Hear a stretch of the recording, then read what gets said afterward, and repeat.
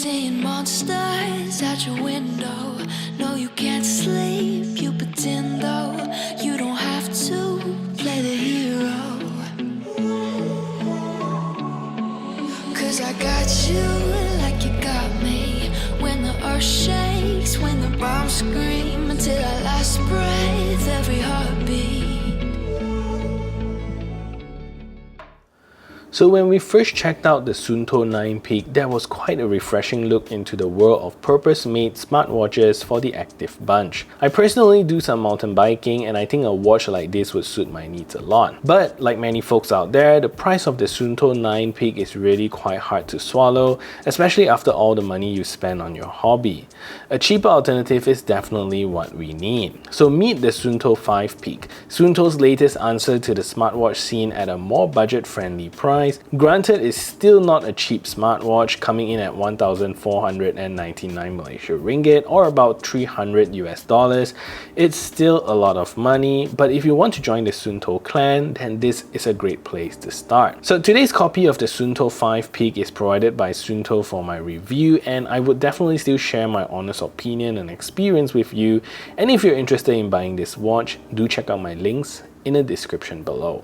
So in my opinion, SUUNTO makes rugged, good-looking watches, and my opinion still stays. Similar to the design of the 9 Peak, these are very beautiful watches crafted with great materials, and most importantly, they still shape like a watch. As much as I love my Apple Watch, the square screen still kinda makes it look like a gadget rather than a watch. So with the cheaper price tag, we definitely expect some cuts here and there. So the first part is the materials. So the SUUNTO 9 Peak was a very nice and very well refined watch. You get a titanium case, metal body all around, but that's just the materials, right? So with the SUUNTO 5 Peak, I am surprised that although the base of the watch is plastic, SUUNTO still manages to make the watch look really good. So the top bezel that you get over here is a stainless steel bezel where the entire body is made out of a plastic shell. The overall watch still looks really good. Another part where you get cheaper materials is the screen, and the 9 Peak gets a nice sapphire crystal display, but the 5 Peak gets a plastic screen instead. So that is one key problem, because I brought this watch out for one mountain biking ride, and you can see that I have a slight scuff at the screen there.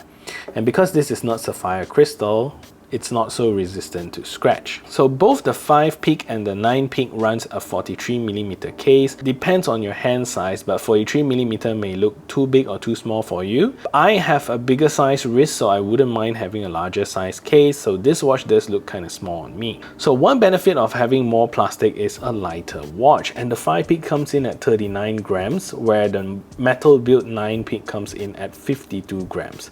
So this is more similar to the weight of the Apple Watch. So flipping the watch to the back, you're gonna get a plastic case, but this is a very high quality plastic.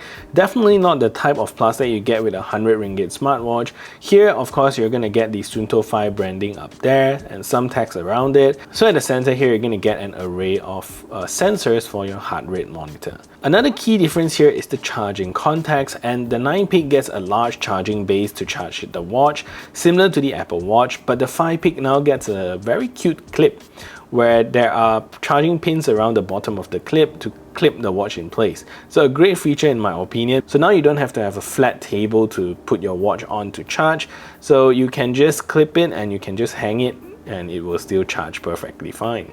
So next we're going to talk about the watch band of the SUUNTO, and this time I chose the yellow color one that SUUNTO named them Ochre. There are many different colors to choose from for the SUUNTO 5 Peak, and they are all very good looking, so you definitely can choose one that meets your style.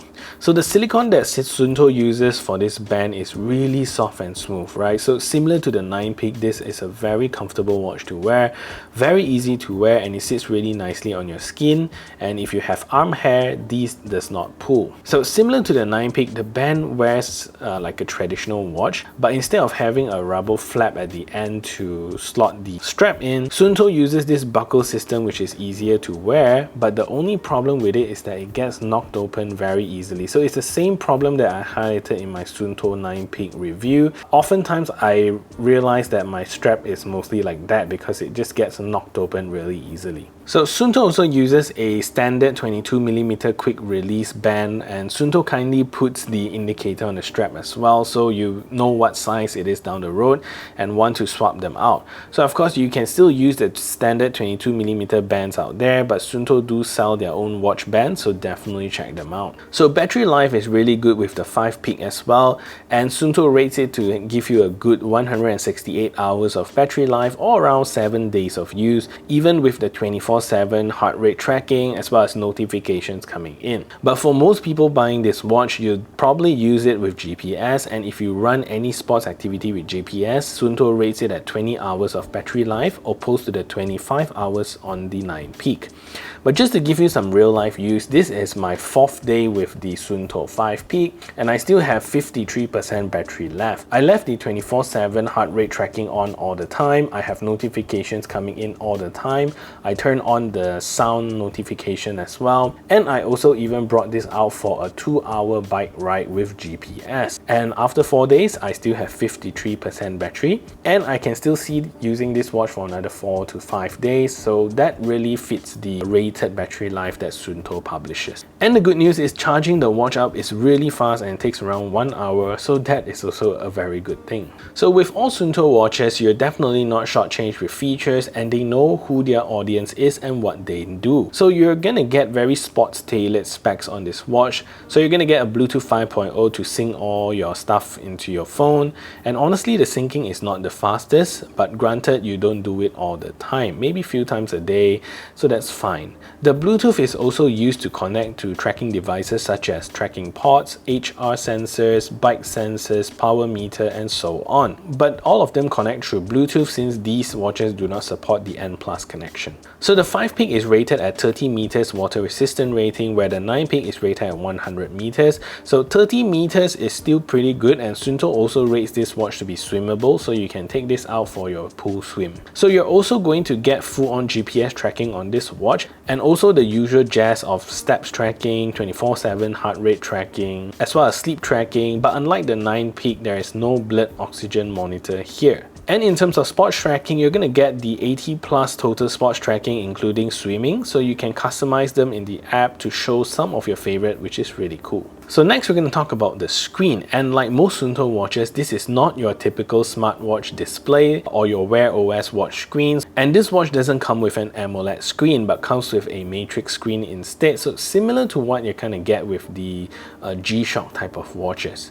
So the screen here is slightly smaller, coming in at 1.1 inches, so you get a bigger bezel compared to the 9 peak, and a resolution of 218 by 218, so you're getting a smaller size screen, a slightly bigger bezel on the 5 peak. So just to give you an idea of what the screen is like, the screen works best when you are under direct sunlight. So you can see now on the screen here, there's no backlight. I only have my studio light up here, and you can see the screen is absolutely crystal clear.